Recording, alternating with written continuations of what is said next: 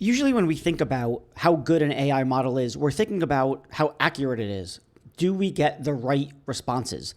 But my guest today, he's Will Landecker, CEO of Accountable Algorithm, and he was previously responsible AI practitioner at places like Twitter and Lyft and Stripe and Nextdoor. He also has a PhD in interpretable machine learning. He thinks that accuracy is not enough. It's not enough for all the things that we care about. So for instance, yes, we want it to say accurate things, but we also want it to say relevant things. The example that we talk about there is if you ask me and say something like, hey, Reed, did you go get a PhD in philosophy? And I say, oh, I don't have a dog. That's true. It's accurate, but it's not relevant. So getting machines to say things that are relevant is a different enterprise, a different effort than just getting them to say things that are true or accurate.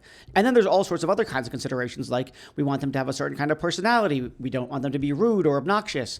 We want them to not be toxic. We don't want them to not be biased and so on. So accuracy turns out to be, of course, important, but it's not the whole story about what we want to get out of our AI. We need other kinds of things that are crucial.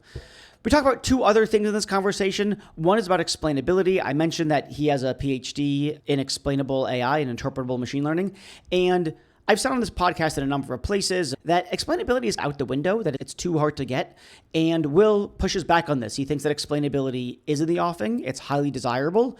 He admits that we're not quite there yet when it comes to generative AI and agentic AI, but he nonetheless thinks it's a goal worth striving for and that we can actually get there in important ways. So that's a really interesting part of the conversation. And then finally, we talk about our shared terror is too strong, but distrust of agentic systems or multi-agentic systems. There's just too much stuff going on. Will highlights the risk of feedback loops, shared biases among agencies, among AI agents. And then there's a problem of monitoring. We don't really know how to monitor these things in real time. It's not possible. So really fascinating conversation. Me with my philosopher background, him with his technical data science background in responsible AI. I think there's a lot to learn here. Okay, don't forget, subscribe on Apple, Spotify, whatever. My book is Ethical Machines. If you feel like hearing more from me, read that book. You can also go to my Substack, reedblackman.substack.com, and you can email me to tell me how good or how terrible those things are at em@reedblackman.com. All right, that's all I have to say by way of intro. Let's go talk to Will.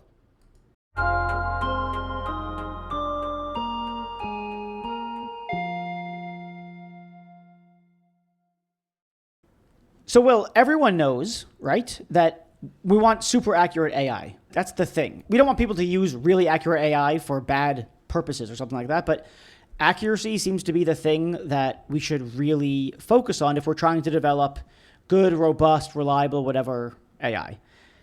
But you think, appallingly, of course, that that accuracy isn't all it's cracked up to be or something along those lines. That, how did you put it?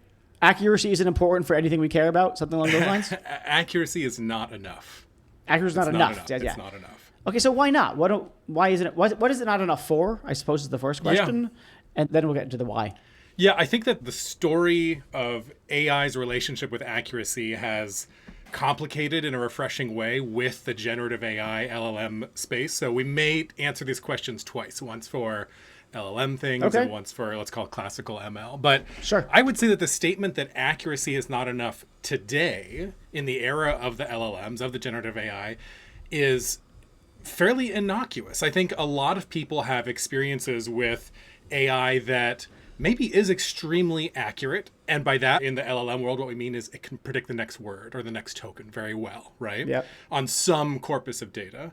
But despite being accurate, somehow something is wrong. Somehow this thing keeps on bringing things up that are irrelevant or that are, it can't stop talking about white genocide, or maybe it's just too sycophantic, or there's these things that are making headlines that probably did score accurately, that they was used to train them, but it wasn't right. It wasn't fulfilling the purposes and the goals of the user and probably not even the people who made it. Yeah, I like that. So you say to me something like, hey, Reed, tell me about getting a PhD in philosophy. And I say, I don't own a dog. Right. It's accurate. It is factually correct. It is factually correct, right? But it's just completely irrelevant. It's got nothing useful for me in there. And like, to be fair, I know people who talk like, we all do, right? We all have people who bring things up that are extremely insensitive and that are non sequitur, and you ask them why, and they'll say, I'm just being honest, right? Meaning I'm telling you a true fact. And what an infuriating way to justify the things that you're bringing to a conversation. We say things not just because they're true. We say things because we have goals in the conversation, in the exchange, that go beyond just accurately saying something that's not false. Yeah, I had my PhD advisor, one of the things that he would emphasize in a way that I hadn't heard emphasized before was something like learning to do philosophy, learning to engage in ethical deliberation well is in no small part figuring out which are the morally relevant features of the situation. Yeah. And if you can't, that's not knowledge of something like moral principles or anything like that. It's, oh no, that matters and that doesn't. And then of course in the classroom, if you're talking about a certain position and should this be done or should that be done, people say all sorts of irrelevant things where as the expert in the room, you're supposed to say, okay, that's great, but it's not relevant. Yeah. Let me guide you, right? Yeah. Let me introduce you to some new things to think about. Let me maybe correct some lines of thought that you're exposing for yourself. Let me also indoctrinate you, right, into the space of knowledge that I have been tasked with bringing you into. I think there's a lot of that in the setting, and I think that we want that from our new chatbot friends as well a lot of the time. Okay, two things I want to say. I'm not sure that they connect, but one is this feels like a really important message for the non-technologists, especially like the CEOs, the non-tech executives who think I want the best AI. Right. And what they're looking for is maximal. I think they probably think about it in terms of how accurate is it. Right. And so this feels like something that they should internalize. Mm-hmm. The second thing I want to ask you is, whatever these foundation model companies do testing on their LLMs against whatever the tests are, medical tests and GRE and whatever it is, are the results that they give a result? Is it a function of how accurately they answered the questions? Yeah. And thus are they failing to test for its ability to ferret out relevance? Or is something about those tests also testing for relevance? Does the relevance metric get somehow embedded or is it implicit in the accuracy metric? These are such good questions. I suspect that the different approaches out there might be answered in different ways, but we have some recently that have been published in like blog posts and in papers about exactly how they're doing it in terms of the technical details. There's a great place to start might be the recent blog post from the folks at ChatGPT about their overly sycophantic model. And they had a nice sort of explainer in what they did in response, which included information about how these things are trained. And a bit about what you're discussing here about how they start with this base model, right? And this thing, it's purely just accuracy on next token, next word prediction on some large data set. And that base model, it's really just in that first stage, let's make something accurate. But that's not the model they release. So, sorry, what counts as accurate prediction of the next word? Is it that it results in a true sentence? Is it that it's coherent with the word that came before it? What does accuracy mean in that context? What it means is before we even get started, the developer has downloaded and made static some data set, some fixed in the beginning grouping of words, paragraphs, books, web pages, scraped, whatever it is, that gets printed and stamped down. And we say what we want is to build a model that if we were to drop it into this data set, whatever it says next, at whatever point I've dropped it, is the thing that actually is in my data set. So it's accuracy in terms of language that I've curated in some way. So it's something like if you put in the prompt Jack and Jill, it's got to predict when up the hill. Because it's got to predict whatever was in the data set. And if it had that poem, great. If what it had instead was someone's comment from Reddit making a joke, a parody, it's going to do that. And we've seen that happen too, where the base model gets poisoned by what we know to be humor or sarcasm, but it doesn't know that you're not supposed to put like glue in a pizza crust recipe or the accuracy of the base model. It could be Andrew Dice Clay's classic Jack and Jill went up in the hill, each with $1.25. Jill came down with $2.50. There you go. There's another line that I won't say in case the kids are listening, but not appropriate for this podcast, but for another one, Right, if I were Joe Rogan. Okay, so there is, as you people, by that data scientists like to say, there's a ground truth.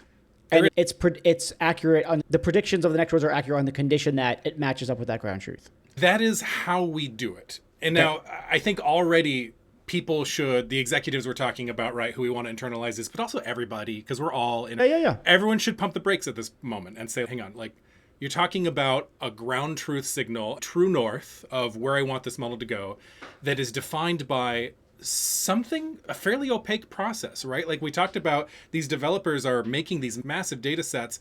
What's in them? Who wrote the text that went into it? What were they trying to express? Does it capture the way everybody speaks? Does it capture the ideas and needs of everyone out there? Definitely not, at least not in a perfectly representative way. It's going to have weird biases. It's going to have weird inaccuracies or things that it doesn't know it shouldn't be honing in on. So already there are questions of whether or not we like the fact that the base model is predicting the next word and that's treated as to start. But nonetheless, it has shown itself to be useful. Like, it does amazing things. The fact that next word prediction can give us what it has is, I never would have guessed. But that's the beginning. And then we start getting into the series of more like task-specific relevance things that you were mentioning earlier about, like, I want it to also be good at answering questions about math, or maybe it's coming up with food recipes, or whatever sort of these tasks are that I want to ask of it. And there we've got, again, data sets that have been built, that have been curated, that have been maybe written by people, scraped from the web, sometimes these days more and more generated by other models. It would take me a long time to write 10,000 recipes. I can do it in Flash if I go to my previous model and I say, hey, write 10,000 recipes of stuff.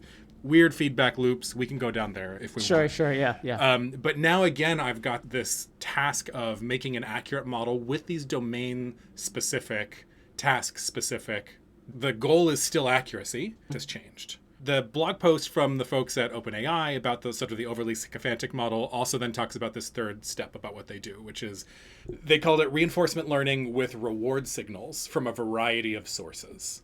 Here they're getting into some of the, I would say, the more ethically interesting questions, things like alignment. They use words like helpfulness, sensibility, minimizing harm, freedom, these ideals, these like very human, squishy, challenging to define ideals, which they're going to be trying to tune into this thing again by transferring that knowledge into very specific data sets, having experts talk to it and try and point out when it's gone off the rails and it needs to get adjusted in some way. We have these kind of hybrid approaches that are trying to, again, bootstrap through accuracy and data sets bigger human ideas into the thing. Okay, so if I take a step back, accuracy is not enough for all you want, because you also want it to be comes up with relevant things that are accurate and relevant, right? And are, to put it very broadly, there's sort of something like on the normative up and up, where the normative ranges from anything from being rude versus friendly versus sycophantic versus to being a KKK member or something like that. Yeah, there's things in its knowledge, things in its, let's call it the personality, right? Or its style of talking, of writing, that you want to be in the norms of this. And those begin to go beyond this notion of I just want to predict the next word for a general data set and start to dive into, I need to be very careful now about what I'm asking for accuracy on. We still have to ask the thing to be accurate, but there's just a lot more that has to go into sort of building these data sets in order to represent these very human ideals. Yeah. And so I guess something like there's going to be trade-offs, right? You might have one model that's super accurate, but says lots of irrelevant things. Yeah. And is on the ethical up and up. Another one's going to be on the ethical up and up, but it says lots of false things, whatever. So you've got these three things: accuracy, relevance, and normative up and up. Right. That last category is super technical. Right. And so we're going to have trade-offs. We have to make a substantive decision about which model should we use, given that they score differently across these three metrics. Is that right?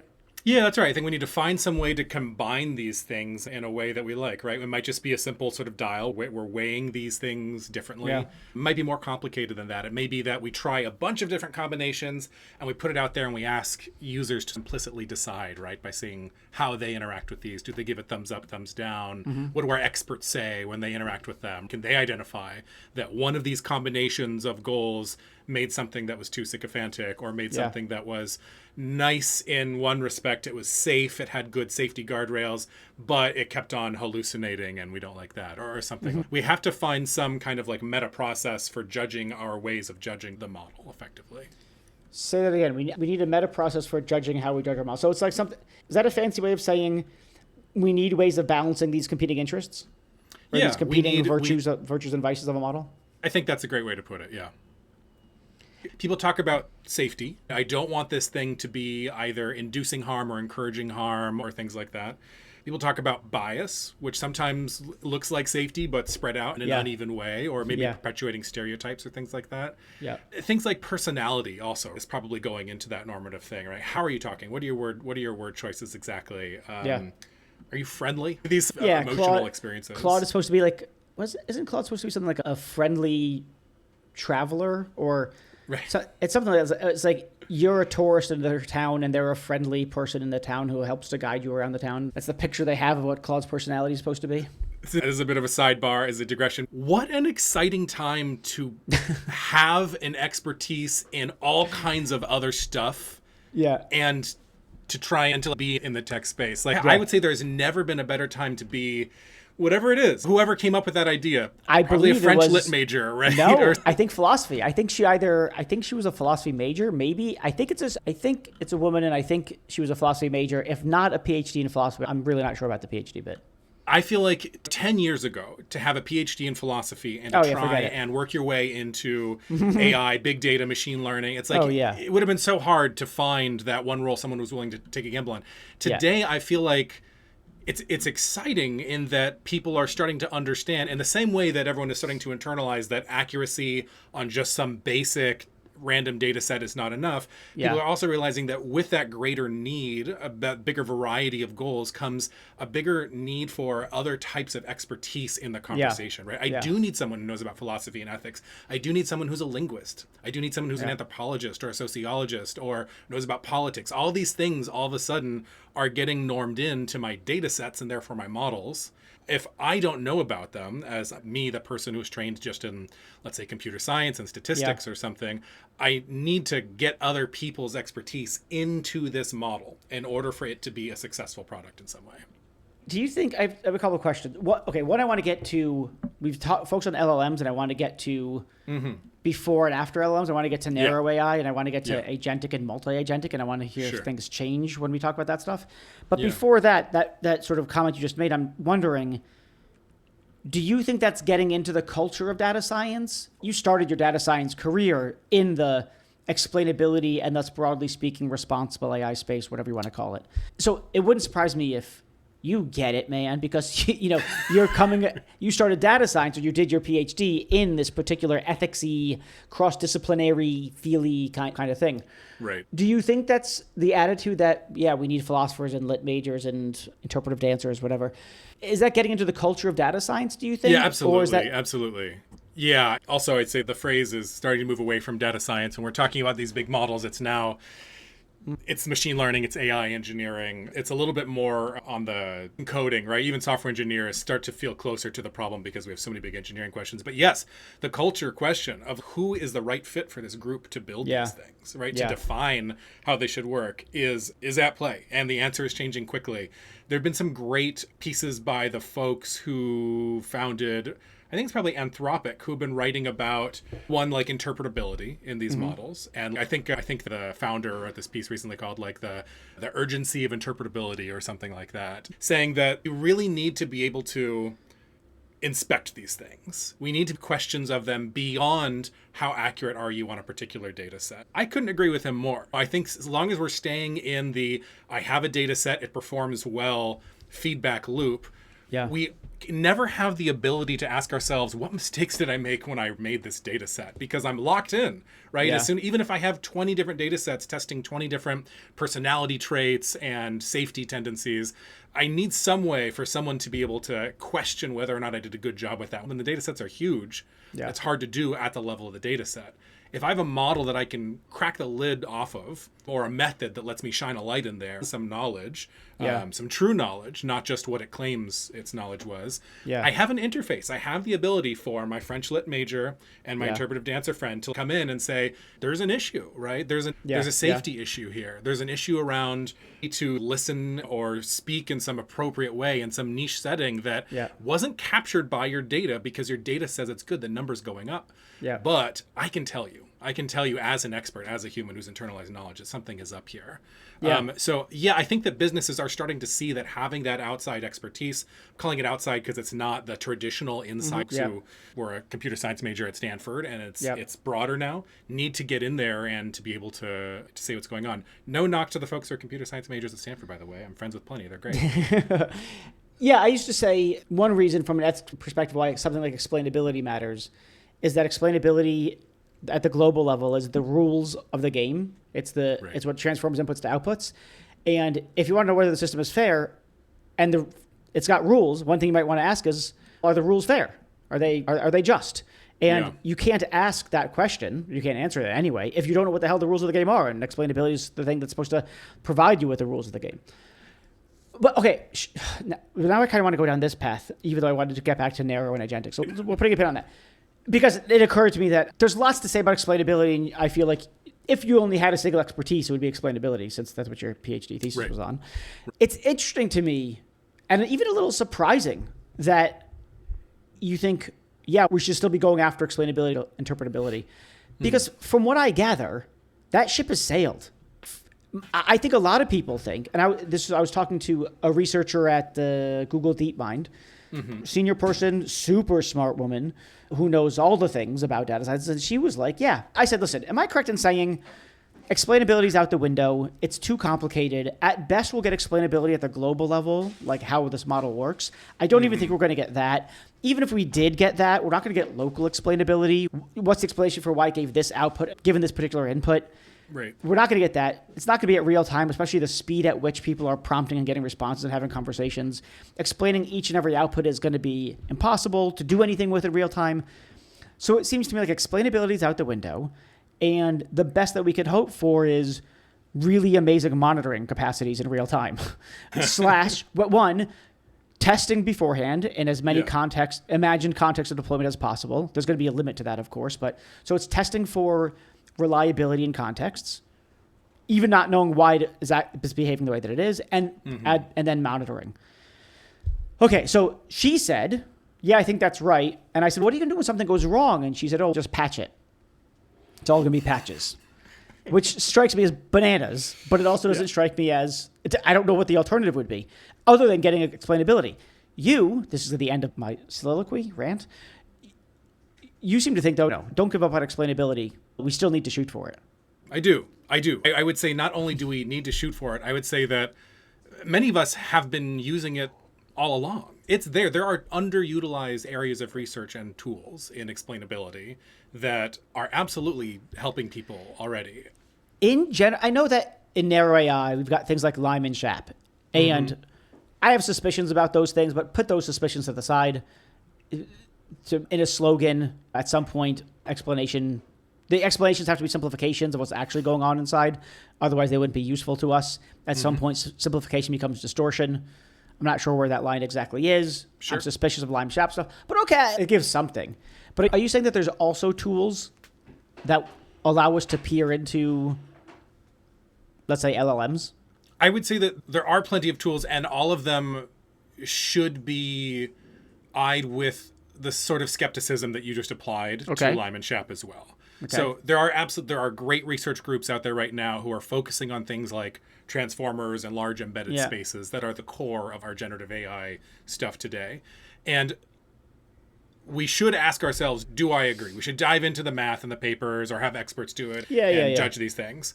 And find these groups doing it and look at their demos. It is very convincing. They have some great proof of concept showing the ability to find sub-circuits within the huge machine that seem to always be firing for certain types of inputs and concepts and things, like identifying things that are real in some way, or people who are reversing the plumbing from the output to the input and asking, where was it that was on the input that caused the output to, These are questions that sometimes look like causality, causal inference and stuff. And that's a big topic that often occupies itself with simple models because it's hard to know what the true causes are of the world. We need very complex theories in an algorithm. And I'm definitely talking about my own research here a little bit. The algorithms are an amazing space to do causal thinking because Literally, you can keep track of all the calculations, right? And so have a good way to track a calculation and to say this was the input that mattered in this amount to that output. You have a way of trying to understand what's happening at a big scale. And I do that. I've been doing it for the whole time I've been in industry. And honestly, it's been a bit of a secret weapon, even long before the LLM stuff around. And I wish more people would use it. So let me try to get a grip on what that explainability looks like, at least at the conceptual level. Okay. Let's start with an analogy. Let's just start with the human brain. Even though I think the comparison between a human brain and a neural network is stupid. Yeah, for sure. How a brain works. Yes, for sure. Good. But good. I'm glad we're on the same page on that. But let's play with it for a second. Yeah. And I take it that what you might do is you might put me in an MRI or something along those lines, and you ask me certain questions, and you find the parts of my brain that fire when I'm talking about ethics versus when I'm talking about dogs versus when you show me a picture of a snake and I feel afraid and whatever, my limbic system, whatever it does. And so you might think, okay, we see these bits of brain lighting up when we talk about these high order things versus these lower order things versus he's engaged at an emotional level. And so we're mapping which parts of the brain are responsible for which sorts of stuff. Right. Fear stuff, high order thought stuff. Okay. Yeah. And maybe we have some grip on that, right? We know the prefrontal cortex versus the limbic system, blah, blah, blah. Okay. Yeah. And so then I take it that for LLM explainability, we're looking at the same kind of thing. We're looking at the convolutional neural network. Right. And when we ask about ethics versus snakes versus moms and dads or whatever, we're seeing different parts of the network light up. And so we think, that's the... Okay, so that's what explainability looks like. So that is one type of explainability research. I think it's a good one. I think it's an interesting one. It's not the only one, but it is useful, and I think it does help build one of these bridges from our knowledge, right, from the concepts that we use to this very big, messy, tangled web of networked, of math, right? Okay, so I just have so many questions. Let's go back now to the brain. Suppose I get into an argument with my wife. I swear to God, this is not confessional. This is just, I'm totally imagining this. Suppose I get into a fight with her, right? And I say, I don't know, I say something just really rude and offensive. And she says, why did you say that was not called for? And because my own psychology, let's just suppose, is totally opaque to me, I'm like, I don't know, right? But some neuroscientist comes along and says, oh, it was neuron 347 or this pattern of neural firings is what explains it. I don't think that my wife would feel that she got the explanation that she was looking for. Right. She would be like, no, I don't mean an explanation at the neural level for why he said what he said to me. I want an explanation at the belief psychology level, the intentional level, whatever the hell you want to call it. Right. And so I want to know why this LLM gave me this output. Why did it recommend these set of stocks? Why did it recommend for me to pursue this treatment for this treatment for this health, for this disease or whatever? Right. And then you say, oh, because convolutional neural network pattern 743 fired, I would say, no, that's not the kind of explanation that I was looking for. Right. I was looking for a psychological, belief, intentional, whatever explanation. Yeah. Yeah. And so I get the explainability thing, so you can do that explainability work. Let's see what parts of the model or whatever, the transform or whatever the heck it is, light up. And maybe that's some kind of explanation. But I'm skeptical that it's even approximating an explanation of the right sort, an explanation of the kind that we're actually looking for. The question here is, what is a useful explanation? How do I explain something in a way that answers my question? And the way to get at that question is to ask another, what do you hope to do with the explanation, right? Totally. Why are we even asking the question? Exactly, yeah. Your wife and the ML developer are able to do and want to do very different things, right? The ML developer gets to change the training data, right? It gets to do things that modify the network in some way. Your wife is very indirectly involved in the training data for your brain, and that's not what she's after, right? To make Read 2.0 or whichever version you're on at this point. So she just wants to be able to maybe have a conversation about it in some way and dive deeper there. I'd say the developers, what do we want to do? And there's two main cases that I see interpretability being used for and want them to be used for more. One is being able to diagnose errors, right? Being able to say, hey, this thing was wrong in some way. I want to know why. And being able to identify which neuron is Maybe useful. Yeah. Perhaps more useful will be able to trace why that neuron had the value it did due to the data set. My data that had a hole, right? Can I find something that was pushing it in one direction when it should have been the other? Am I missing a concept? Am I overrepresenting some other concepts? So being able to find issues of accuracy, let's call it, I think one, and what caused those issues of accuracy, a great use case. Another one, this one's my favorite. Sometimes you're right, but for the wrong reason. Sometimes the model said, this is a picture of a dog, right? And it is. And you can ask and say, great, how did you know? If you have a method of interpretability that you have full trust in, right, that you think that is not oversimplifying, it is giving you a faithful representation of the logic inside the thing, and that what it's really doing is it's looking at the slobbery tennis ball on the ground, and it's saying, dog, for sure, to your data set.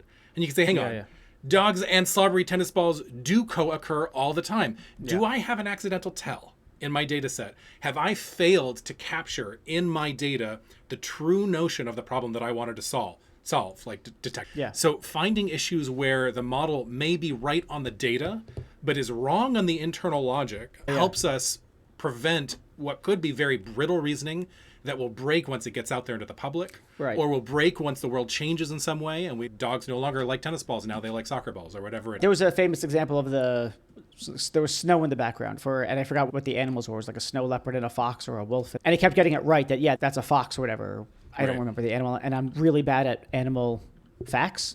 But I think it was like wolf and fox wolves don't look like foxes, right? Yeah. No, they don't. But anyway, it was recognizing when snow was in the background. Like the snow was in the background, so it'd say thumbs up. Okay, so I get that. That's cool. It's a way of checking to see that we're getting the outputs for the reasons that we want the outputs. I get that. I actually think the other thing that you said, we're getting the wrong outputs. We want to know why. Oh, I see there's this weird thing going on here. I still think the analogy holds up with the brain stuff because if we go with something like Alzheimer's or Tourette's or whatever, we have people exhibiting certain kinds of behavior, whether they're speech or behavioral, otherwise behavioral. And we say, what's going on in their brain? And then, of course, neuroscientists are in there poking around and be like, oh, they don't have a medulla oblongata. Oh, probably not something so drastic. That's probably noticeable early on. But I mean, even the whole field of neuroscience, I think, started with these accidental experiments and observations. Someone got hit in a certain part of the head. A thing went through their skull. This part is damaged. Now, for some reason, they are perfectly able to still read and write. But if you ask them a question, they cannot get a word out. I learned something, right? I learned something about the structure of what was literally physically right here. That was the base for being able to do all kinds of things eventually, like neurosurgery, right? Say, I want to operate on this tumor, but it's next to a thing that I know and I need to be careful. And I'm going to make different kinds of concessions and plans than I would if it were somewhere else. So being able to figure out structure does give us knowledge. It gives us science. That's ultimately, I think, what we're trying to do is to understand. Yeah, that's cool. Do something with it. Yeah, so it's like it's a Phineas gauge for large language models. That you're talking about, he got the train spike through his head. Right. Able to do still all kinds of things, right? Yeah, he was he was fine, but he lost his ability to commit to long-term plans and stuff like that. Right. How odd. No longer recognizing a face. That's in retrospect, maybe it makes sense, but before someone told it to me, I would not have guessed that there are big portions of the brain that are really dedicated to reading a face, understanding, recognizing a face. Okay, let's grant what seems totally plausible. Explainability is still worth going after. Yeah. It sounds like it's worth going after at the foundation model level, as opposed to, so that foundation model, data scientists, developers, dancers can do their thing. I guess I wonder, now it gets sold, does it matter to the end user? Does it matter? Two kinds of questions. One, does it matter to the consumer? Because they're not going to get any kind of explanation that they need for anything, I don't think. Yeah. And then the corporations or the data scientists inside of other companies, does it help them at all? They're also going to make all sorts of tweaks to the model, right? They're going to do RAG and they're going to do adapters and stuff like that, and red teaming, of course. And so, does it help with any of that? All these companies have, among their AI ethics or responsible AI values or pillars, they all have explainability. Right. Right. But laughter seems to me the appropriate kind of response, at least in private. Unfortunately, Right? Because it's not on the table for them. Okay, Okay. No, so who is helped by explainability? Yeah. And in what way does it help them? So explainability helps us diagnose errors both of accuracy and of, let's call it, reasoning.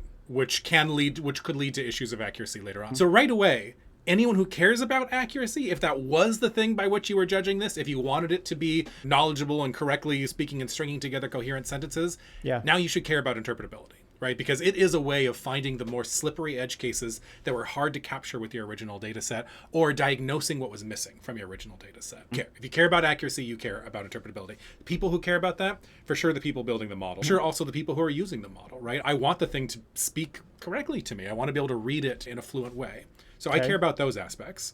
There's this third group of folks I think involved in this. A lot of what's happening with these models is that they're maybe the foundation or the base model or even a tuned version is then being licensed and maybe even then fine-tuned by someone else. And so now I've got a company over here that's selling socks, and what they want is you to be able to show up to their website and just chat and say, listen, here are my sock-based activities. I go running. I sit around in business meetings all day. Like, what is the perfect sock for all of this? And I want a model that's able to do that kind of stuff. I'm licensing whatever it is, Claude or Perplexity or ChatGPT. Sure. They care, right? They are selling not the model, but they are selling socks or whatever the widgets are, and the model is in the middle of that, and they want to be able to reason about what's going on. That model might be doing something way less innocuous than selling socks. It might be involved in intake information in a medical diagnosis.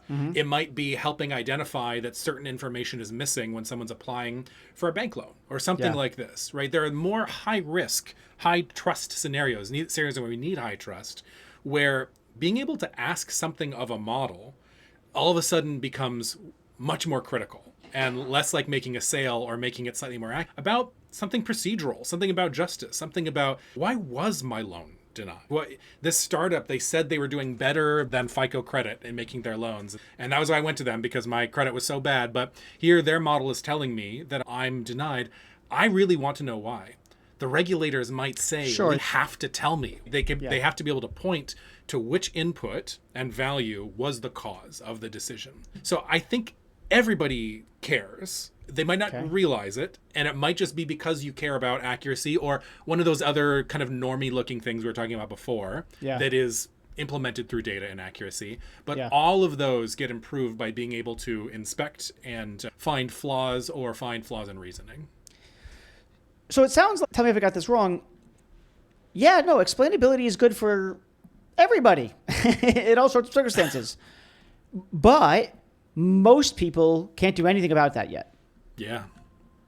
Because the research is so cutting edge and it's done by the financial model companies, and even a large Fortune 500 company doesn't have the research team working at the cutting edge of explainability for their models. Just not on the table at the moment. Yeah. There's part of what's needed is a call to action. And the folks at Anthropic have been doing that for sure. They've been, hey, we need more people getting into this space. And they themselves are funding their own internal research in it. And I think they're doing like really exciting work there. And I'm sure that some folks at other companies at OpenAI are doing the same. But like, this is an area that needs investment. It's also an area where there has been investment, and I would say there is opportunity sitting on the table for a lot of things. And here maybe is a good time to move beyond the LLM space. A lot of critical decisions are being made by AI today, including, let's call it classical machine learning stuff. And a lot of those models, no one has ever taken a moment to just try and crack open and say, what are you doing? What are you doing and why are you doing it? Which means there's so much opportunity. There's opportunity to understand, to patch, and to improve. It's also a call to just use what exists, which many folks are not doing yet. Two more questions, I think. I always say this and then 2 turns into 20, but they will. One is that you've been using the term reasoning pretty frequently. We're checking to see what the thing is reasoning. I think my sense of things, my understanding of things is that these things don't engage in reasoning at all. That they're always only ever engaging in next word prediction. Or next token, whatever, fine. But next token, next word prediction. And that when you ask it, I call this the deliberation problem. Nobody else calls it that, but I call it that. And it's that it says, hey, you should do X. And then you say, why should I do X? And then it says, oh, because of Y. And then you think, oh, great, I was so responsible because I didn't just take its recommendation on face value. I asked it why I should do that, and then it gave me the reasoning behind it. It said, because of why. But you're laughing, so I think you're on board, which is that, no, it's not a reasoning machine. It's not a deliberator. It doesn't weigh evidence. It doesn't give you recommendations on the grounds that. Yeah. It's just said Y because it coheres well with what was said earlier. Like when it said X, then you said YX. It's the illusion of reasoning. Yeah. It's really a further manifestation of a hallucination in one way. Let's call that style of reasoning what it is, which is a plausible hallucination, right? Yes. It is not knowledge revealing itself. It's a plausible hallucination. And so when I say reasoning, I'm not referring to that. What I'm talking about is more myopic. It's imagine you're just predicting that one next word. Or let's go to classical ML. I'm trying to decide whether or not to approve this purchase or whatever it is. Yep. When I've been using the word reasoning, what I mean is, what are the human understandable explanations for the math that's occurring from the inputs to the outputs of that one decision? So I'm not talking about a big model explaining itself in the story it weaves. I am talking about wanting to be able to ask very precisely in one case, why? Or maybe generally as a strategy for this model, why? I'm not claiming that any model is able to do reasoning that humans can do. I've got no skin in the game around knowledge and machine knowledge, but I word because it helps people understand what I'm getting at when I'm trying to diagnose a machine, an algorithm, an AI, something, or a data set, is to say, I want some kind of an answer to my question why that's useful to me for whatever task I'm going after. And that I often call the reasoning of the thing. I can say, oh, it took a look at your history here. It took a look at what other users were doing there. I can see in the math that it's found those. Dot product, high value, we're good to go. Calling that loosely the reasoning. Yeah, so it's I know that thing 1, thing 2, and 3 thing played big roles in how it came to that output. If it's an insurance premiums, your age played a big role and the type of car and whatever. Even though you'll call that reasoning. It reasoned that because you were such an age. Explanation. Okay. Okay. Last question, I think. So let's go way back to when this was just about accuracy. It's not enough. Yeah. Clearly it wasn't enough because the conversation went elsewhere. I see why it's not enough in the LLM space or generative AI space. Does it get even, if you like, less enough as we move to agentic or multi-agentic AI? Yeah, so it's a great question. I think the honest answer is we don't know yet. We're all talking about this future that's going to show up any moment now, and so we just don't know. I will tell you some of the things that concern me about how accuracy and things that are not enough about our previous paradigms, our current paradigms, might come into play in an agentic space. And when I say an agentic sort of space or agentic world, what I mean is we have models that are capable of pulling levers beyond just writing text to a person who's reading it. They are interacting with other systems, right? They've got APIs, they've got buttons to push, code to execute, or each other, right? Like I've got another agent over here and we're interacting with each other. So some of the things that concern me are feedback loops. When I've got many of these systems all communicating to each other, and each of them was accurate on maybe some shared data sets or shared best practices around how to make data sets, but they had not been truly inspected at the level that we want before they're able to press that button or pull this switch or something. It's a question of bias, right? Both the big sort of societal bias, things like discrimination, but also statistical bias. What are the ways in which the direction of this model doesn't point exactly in the direction of the goal or the need? Because if they share a bias, if your risk is like not diversified, right? If they're all kind of correlated risk, they can start pushing each other, my fear is, in a direction more quickly than they would if it was just a chatbot that's talking to me. Feedback loop with the chatbot and me, and that goes at the speed of the conversation, or maybe the speed of how often they retrain that model. When I've got many models going together as quickly as they can, how quickly are they going to spiral from let's make a decision about this insurance claim into some weird thing that happens to exploit a deficiency in all of their data sets? It can happen, I think, much faster. So let me see if I can recast that. You tell me if my recasting is missing something. Okay. When we are talking about accuracy, we're asking how well does this thing perform in a vacuum? I don't know if this analogy is going to work, but it's like rock climbing. Like how good of a climber, I'm a climber, so this is what I think about. Like how good of a climber are you? And how good I am at climbing has nothing to do with how good or bad other climbers are. Can I do the thing? Can I do the thing? I can do the thing or I can't do the thing. Like I can't make that move or I can do that move. And so so that's that. As opposed to being a player on a team sport, how good of a basketball player I am is going to be at least a function of how I interact with the other people on my team. And so you can't just be like, You could ask, like, how accurate is Reed at the foul line? Really stretching my sports knowledge. Like, I know so little about sports, especially involving balls, like baseball, basketball, football. I have no idea. Rock climbing, fine. I can't. But yeah, you could tell me how good Reed is at the foul line at shooting, and how accurate he is. He gets 9 out of 10 or whatever it is. But that doesn't tell you anything about how good of a player he is, because he's playing with all these other teammates who have these strengths and these weaknesses, and Reed can compensate in this way versus can't compensate in that way, versus these players tend to play this way and Reed also tends to play that way, which actually is like, you don't want lots of people going that way. You want diversity on the team, whatever. Anyway, that's the bias point. And so I guess it's not enough, because what you need to know is, even if it were enough, you would be misguided to think about the AI, actually of the individual AI model, because even if accuracy were enough, what you would want is accuracy of the system. Yeah. And that is a way harder thing to measure. I'm going to transfer your sports analogy to rugby because it's the only sport I know anything about. Shit. I don't know anything about rugby. There's still a bunch of people running around, and there's a ball somewhere in there. So, accuracy in a vacuum, what you have is individual skills, right? How fast can they run the 100-meter dash, right? Yes. How far can they kick the ball, or whatever it is. Yeah. Putting together a good team, that's hard, right? So the fastest person may not be in communication with the people next to them. This is the Moneyball point, right? Yeah. Right. Okay. Exactly. What you have, though, on a rugby team or whatever the sports team of your choice is. Why did we choose sports? We don't know anything. You have a coach, you have a referee, right? You have someone who's able to observe the entire day. Yeah, it's nice. You've got also someone who's keeping everybody in check and making sure we agree on what the rules are, right? Yeah. Don't go up and punch somebody in the face. Happens a lot in rugby. Some other sports too. Card or red card. Yeah. Those are things that like we have for a reason, right? And I don't know that we've thought about how to make those in the agentic space. Gives me two feelings. The first one is honestly excitement. This is an open area for, right, how do we talk about training multiple different agents all together in a concert?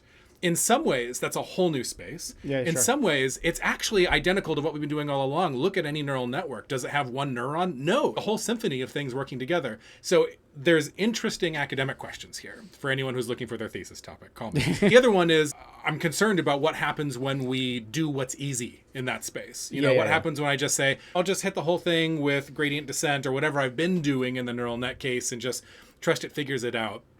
Let's slow down here, right? This is a good time to ask ourselves questions of interpretability. Ask our friends who are experts in other topics. Ask our ethicists. What should we be asking differently in this scenario than we have been asking in previous scenarios? How it's micro versus macro, right? Yeah. Like sometimes these emerging behaviors are ones that we do not capture in the small scale, but we should understand nonetheless.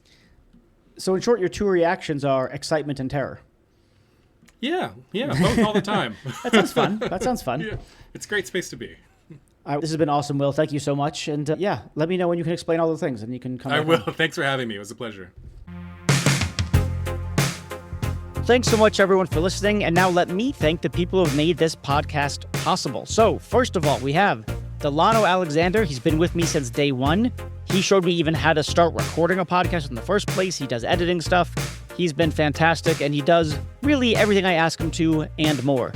I've never met anyone else who just says so much. Yeah, I don't know how to do that, but I'll figure it out. What more could you ask for in a producer? Next up, Jennifer Strong, my podcast guru. I don't know what else to call her. She just has advised me on how to design a podcast, how to grow it, and she's responsible for, if you like, this kind of season 2 relaunch and everything around it. So thank you to you, Jennifer. Next up, Meg Marco, responsible for all the excellent artwork. Before I did the artwork, I didn't really know what I was doing.